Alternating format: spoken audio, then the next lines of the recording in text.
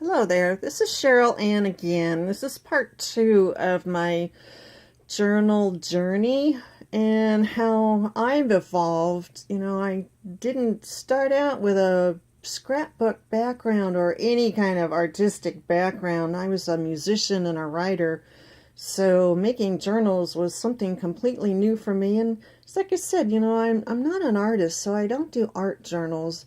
I like to have a lot of writing space in mine. So the previous video showed you my first feeble attempts at making journals, and I hate to say it, but they were real disasters. But I learned a lot, and I learned that I wasn't going to make journals using books anymore.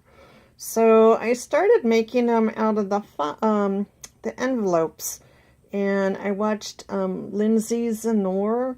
She has a lot of videos, and she also does the sewing, and you can see on this one, my sewing machine sat in the closet for 20 years, and I let the daughter-in-law borrow it, and it came back without the foot, so I didn't really use it, and it was out of condition. I took it to the sewing repair place, and $89 later, I could have bought a new machine for that. It was all oiled, and the tension worked, and it had a new foot. So again, these are some of my first journals. These were all done back in June, and I started, putting my name and the date so I could kind of document them, and I don't want to bore you with all the pages. This one I took some cardboard and dipped it in coffee and then stamped the paper. It was kind of fun. And here's an envelope. And I didn't do a whole lot with these early journals, and I tried to make envelopes myself. Here's a little fabric one. I started going to Joann's, and I fell in love with fabric. I used to sew as a kid with my grandmother. Here's another little fabric one. Then I started adding lace, so I went to Joann's and I bought fabric. I bought more fabric, and see, that has the date. I started numbering them too, but not these early ones.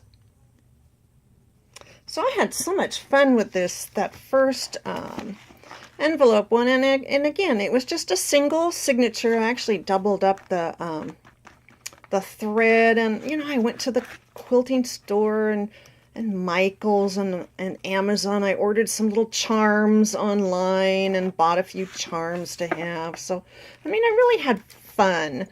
And since that one was so much fun, I made like 3 more. And I got some little die cuts. I discovered die cuts. Again, the flowers. And, I just cut out things that were kind of interesting, and I love to use maps and ledger paper and all kinds of different papers. And I had a lot of them around the house, and my husband had gobs of white paper. And then I discovered jibboneering. Oh my gosh. I will never be able to make journals like she does, but I'm one of these people that's, the nature personality. So I started putting little nature things on them. Of course, my music. More little nature things. These were my feeble first attempts at... See, this one's back in June. So, the main thing is I had fun, and it kept me out of my husband's hair. And again, it's just a real simple signature stitch. I put a little charm on it, but it was something really simple. I practiced this stitch over and over and over just on scrap paper because I didn't want to mess up any of my papers, and I got to be pretty good at it. So, practice makes perfect. Then somehow I discovered Gina over at the Rebookery.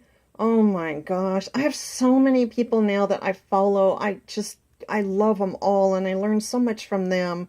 So I thought I'd just kind of share some of what I've learned with you.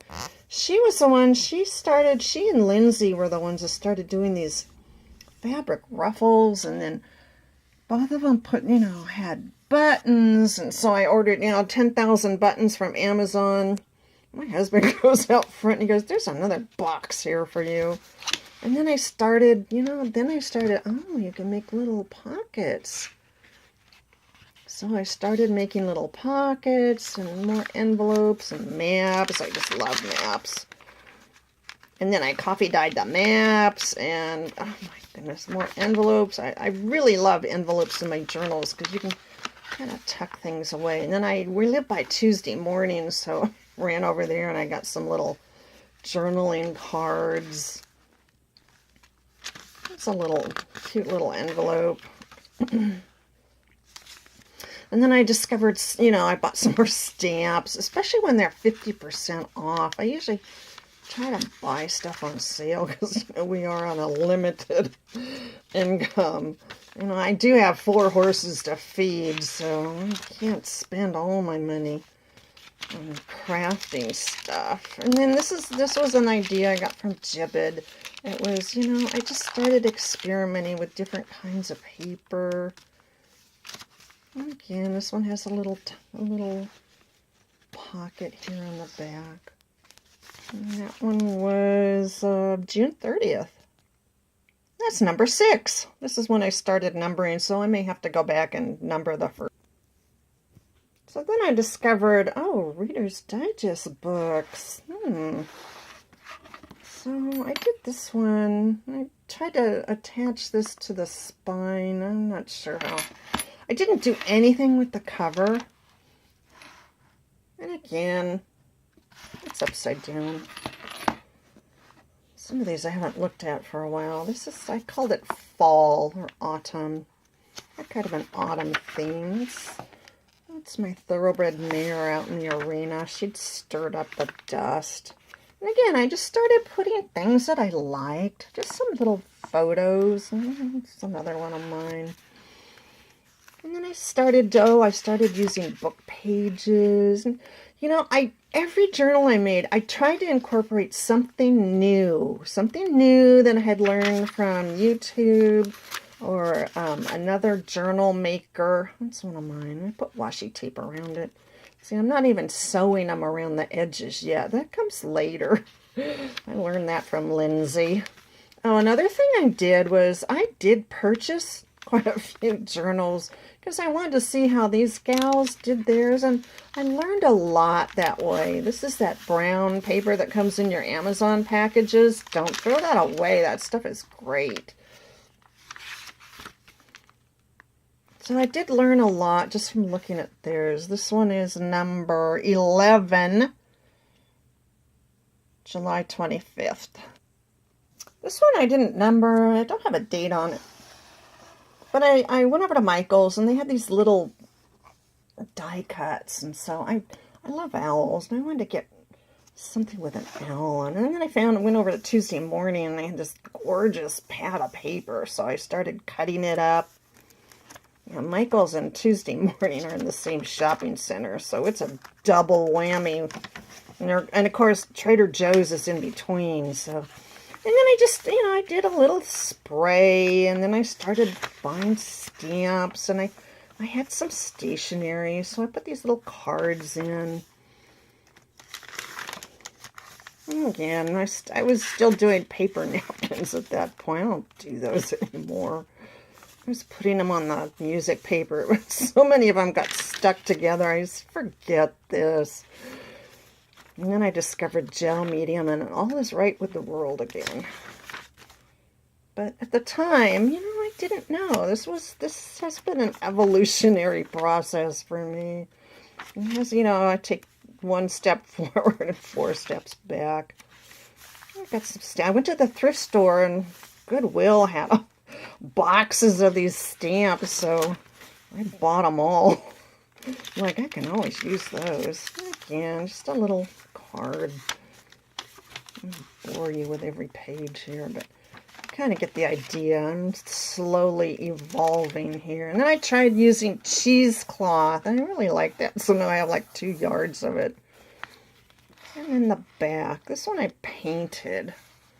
I kind of like that. And I put a little die cut. This was the first book. You know, I'd been watching these videos. These gals were making all these really cute closures. And so this one, I remembered, don't paste, don't glue anything on it till you put your lace ribbon. So this one I did. So that one has the lace ribbon. And then, again, you know, I tried to be like Gibbet and get some nature stuff in here.